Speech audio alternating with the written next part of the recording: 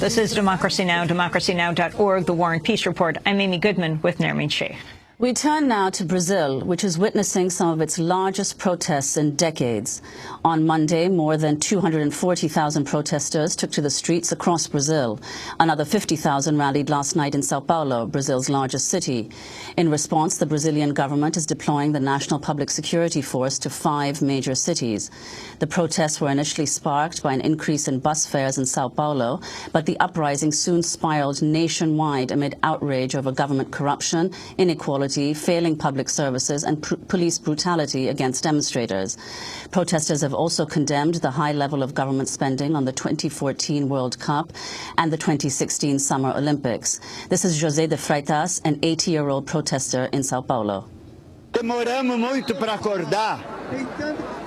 We took a long time to wake up. What we have here is a fake democracy. It isn't democracy. We fought against the political dictatorship, and now we're fighting against a monopolistic dictatorship.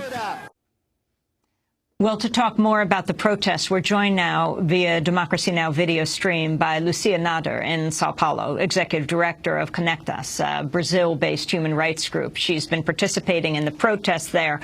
We welcome you to Democracy Now! Lucia, how did these protests begin? What sparked them, and what are you demanding? Good morning, Amy. Good morning, all. So the protest started, as you said, as a claim not to increase the bus fare in São Paulo.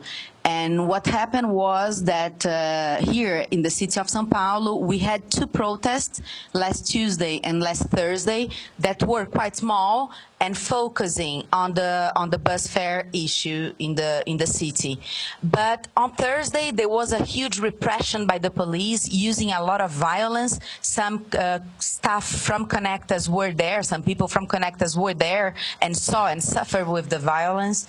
And after this violence and after the big repression from the police, all the country started to claim for other specific demands, some of them against this police violence, some of them against corruption, several of them still focusing on the bus fare, other people asking for political reform, other questioning the expenditures with the World Cup, and what is being spent with education and health in a comparison and things like this. So today what we live in Brazil is a widespread national protest with very different claims, sometimes contradictory one to each other.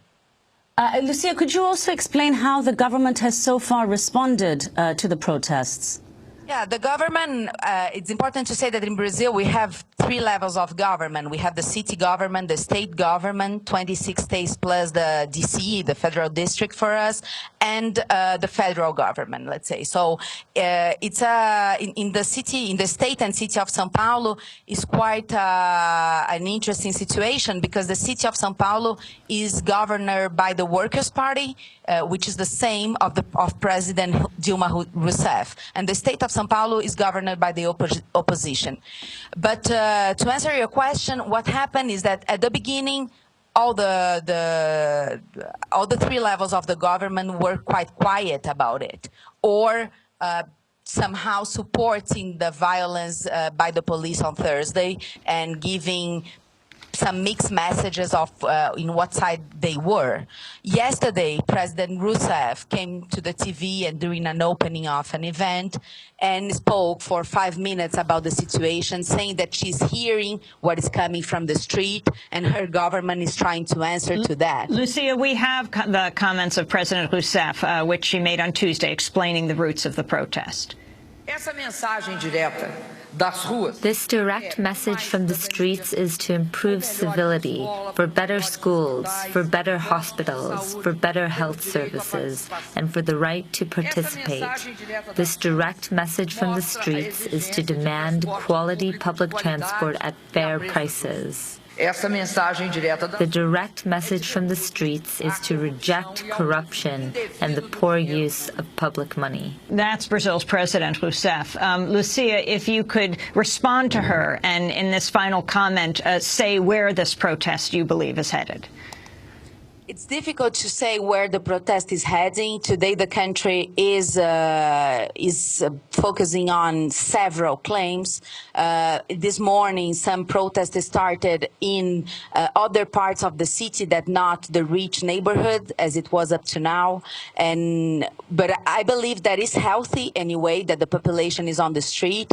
But somehow we fear also that the discussion is being it's taking a path that can weaken the democratic institutions and the several achievements that Brazil had in the last decades. Lucia Nader, we want to thank you for being with us, Executive Director of Connect Us, a Brazil-based human rights group. She's been participating in the protests, speaking to us from Sao Paulo by a Democracy Now! Audio stream.